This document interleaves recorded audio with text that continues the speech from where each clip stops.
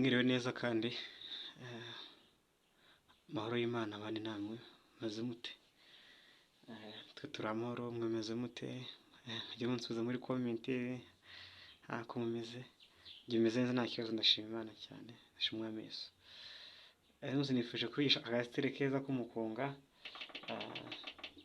nifuje kuzajya mbagezaho utuntu tugezweho, agasitire umukunga na sabine, abenshi nibyo mwansabye, naso ndazibonye mujya bizibona.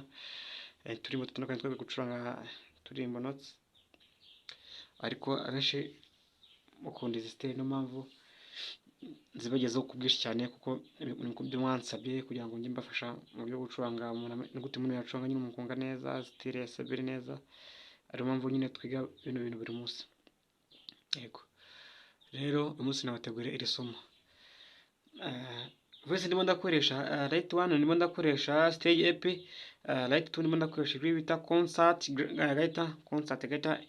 Ujye kuri piano yawe, ujye ku cyuma cya gaita, gitari bita concert gaita, niyo ndimo ndakoresha. Settings zo njya mbivuga mu masomo ngenda nkora, iyo ari amasomo nakoze atambutse, naje nigisha settings za piano gusa, nyine uburyo setting amajwi ku buryo burambuye. Rero niba wumva utari kubikora neza ahantu biherereye, ujye wasetting rikava gutyo, umanuke nyine mu masomo nakoze hasi, urebe uburyo usetting ijwi rikavuga neza, nta makaraza nari bisobanuye hasi hepfo. Yego rero kanza mbereka ukuntu ndimo ncuranga, mbere ukuntu tubikora.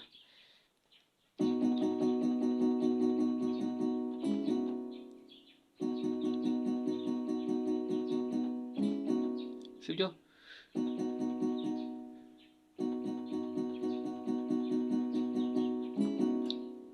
Ka kabiri tufatana kuri pitch bend, sibyo? Nyango kuri pitch bend muri kubira uko ndimo ndazamura.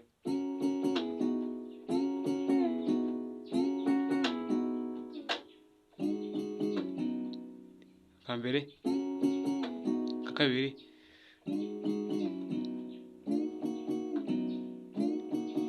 or this one.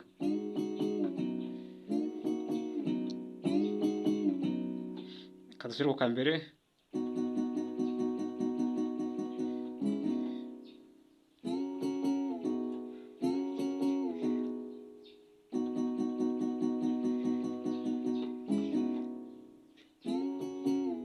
undi mbona zamura pitch bend muri kwibona.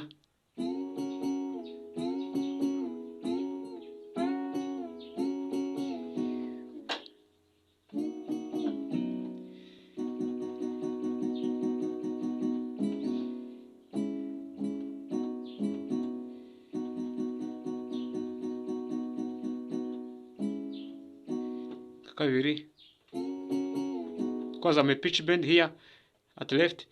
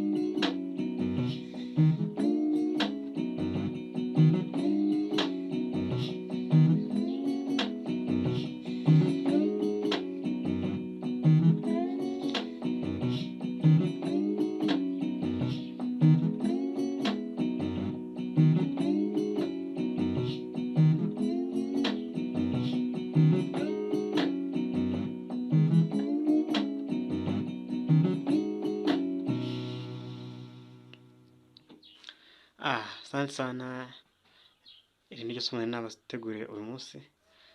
Kabisa mugende muryige, urumva ko ari akantu kameze neza kagezweho k'agasitiri, ugende ukige ukamenye kabisa, nabyo ni sawa cyane.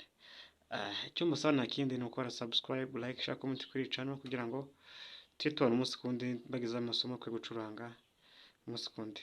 Murakoze cyane, Imana ibahe umugisha.